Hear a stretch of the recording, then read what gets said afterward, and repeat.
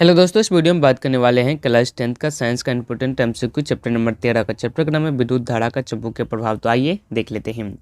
First question है, किसी AC जनित तथा डीसी जनित में एक मूलभूत अंतर यह है कि, इसका राइट आंसर हो जाएगा डी। एसी जनित में सर्पी वलय होते हैं जबकि डीसी जनित में दिक् परिवर्तक होते हैं। ओके, नेक्स्ट क्वेश्चन नंबर 2 है, हमारे घरों में जो विद्युत सप्लाई होती है वह क्या होती है? तो 220 वोल्ट पर प्रत्यावर्ती धारा होती है। ओके, नेक्स्ट क्वेश्चन नंबर 3 है, 1 kWh होता है। 1 kWh कितना होता है? 3.6 इंटू 10⁶ होता है। ओके, नेक्स्ट क्वेश्चन 4 है, यदि नरम लोहे को धारावाही कुंडली के गर्भ में रखा दिया जाए तो क्या बनता है?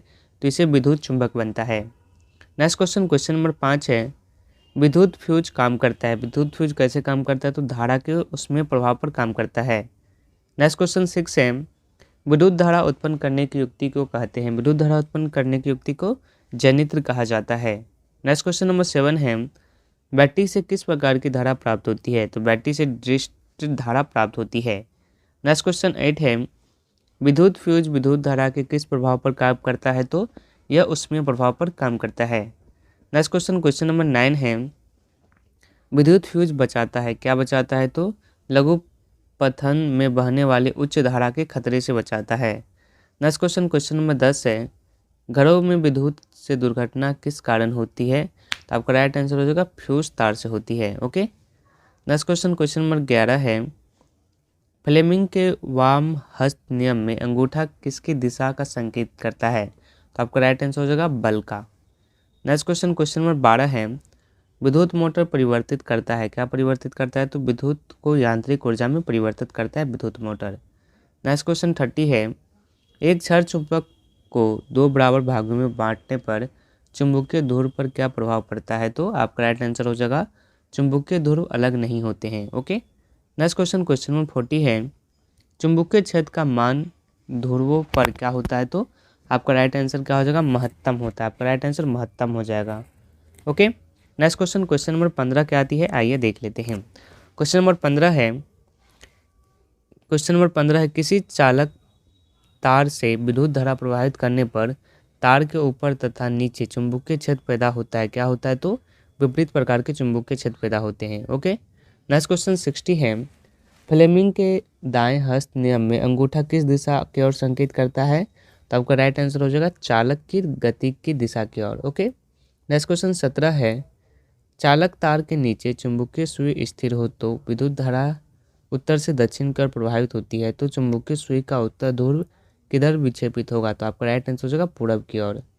ओके, नेक्स्ट क्वेश्चन 18 है, ऑरेस्टेट के प्रयोग में चालक तार के नीचे चुंबकीय सुई रख दिया जाए तो तार में विद्युत धारा दक्षिण से उत्तर की ओर प्रभावित हो तो सुई का उत्तरी ध्रुव किधर विक्षेपित होगा?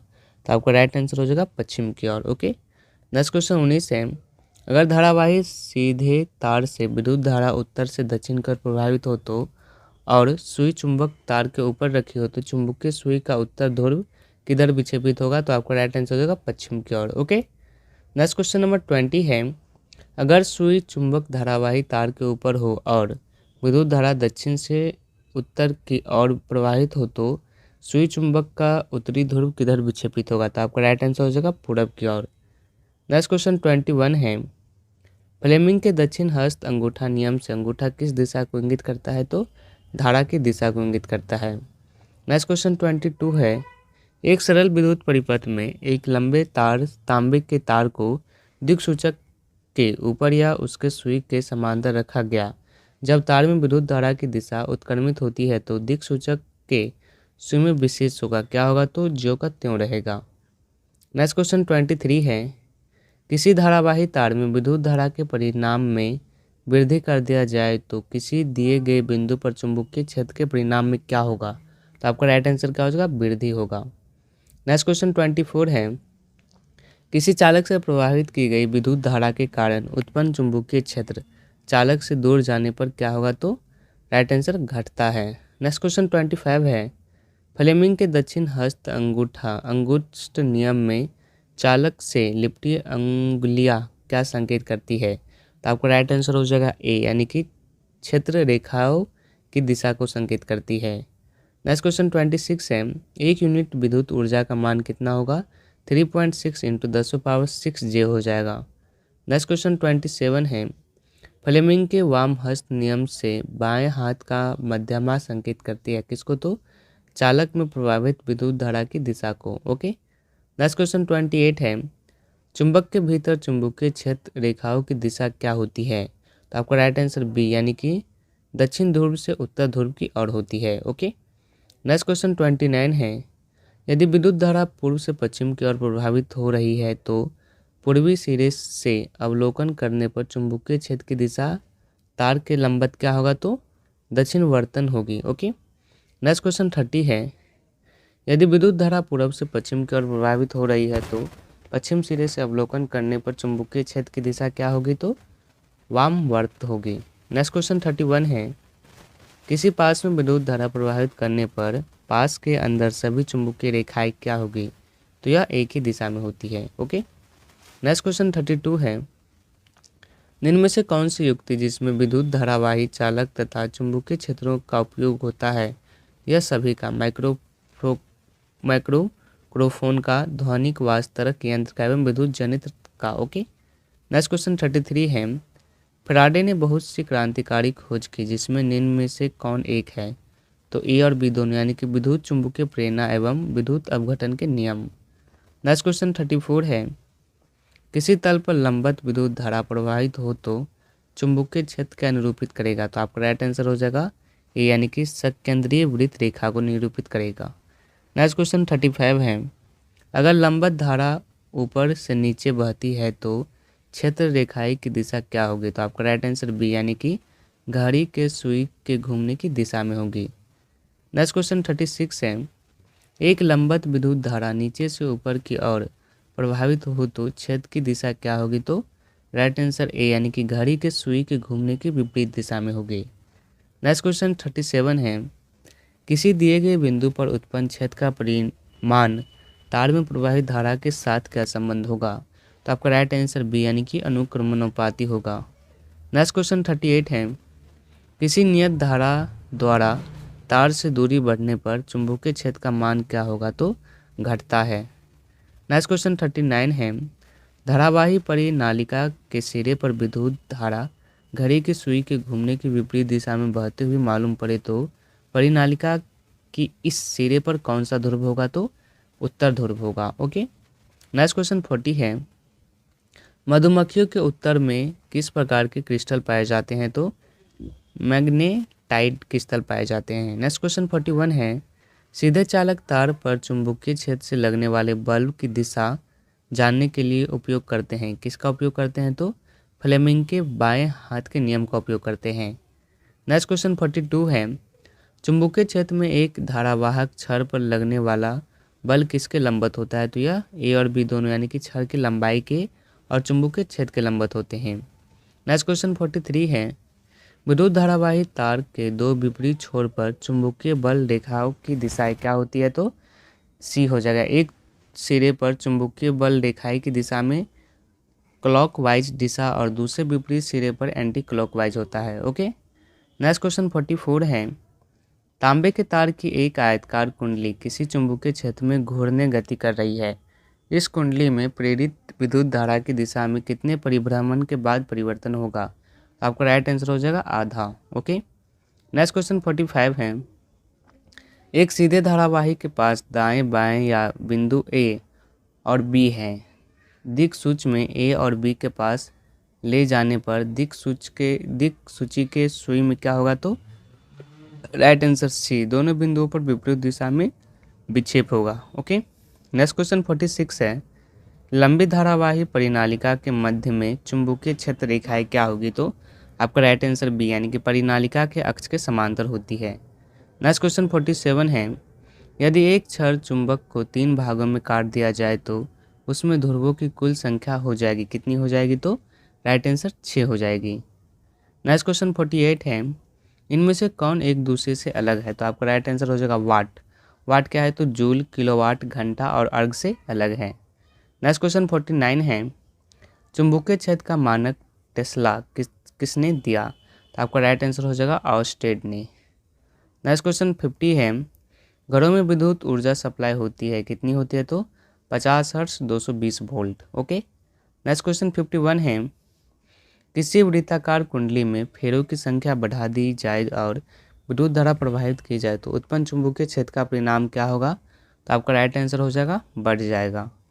नेक्स्ट क्वेश्चन 52 है, विद्युत चुंबकीय प्रेरणा की परिघटना क्या होती है? तो राइट आंसर सी, यानी कि कुंडली तथा चुंबक के बीच अपेक्षित गति के कारण कुंडली में प्रेरित विद्युत धारा उत्पन्न करेगा। ओके, नेक्स्ट क्वेश्चन 53 है, सीधे धारावाही तार की चुंबकीय क्षेत्र रेखाएं क्या होती है? तो बी, यानी कि सकेंद्रिक वृत्ताकार होता है। नेक्स्ट क्वेश्चन 54 है, घरेलू विद्युत परिपथ में फ्यूज लगाया जाता है, कहाँ लगाया जाता है? तो विद्युन्मय तार में लगाया जाता है। नेक्स्ट क्वेश्चन 55 है, चुंबकीय क्षेत्र रेखाओं के निकटता बतलाता है, क्या बतलाता है? तो क्षेत्र का मान बतलाता है। नेक्स्ट क्वेश्चन 56 है, विद्युत धारा की दिशा में परिवर्तन होने पर चुंबकीय क्षेत्र की क्या होगी? तो ए, यानी कि बदल जाएगी। नेक्स्ट क्वेश्चन 57 है, किसी परिनालिका के भीतर सभी बिंदुओं पर चुंबक क्षेत्र क्या होगा? तो समान होता है। नेक्स्ट क्वेश्चन 58 है, विद्युत जनित्र में यांत्रिक ऊर्जा को किस ऊर्जा में परिवर्तित करता है? तो आपका राइट आंसर हो जाएगा विद्युत ऊर्जा में।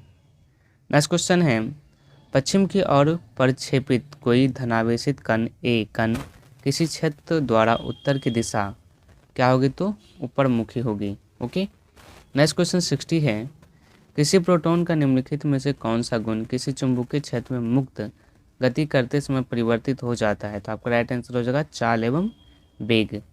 नेक्स्ट क्वेश्चन 61 है, कोई इलेक्ट्रॉन की किसी चुंबक क्षेत्र में क्षेत्र के लंबवत प्रवेश करता है तो इलेक्ट्रॉन पर आरोपित बल की दिशा क्या होगी?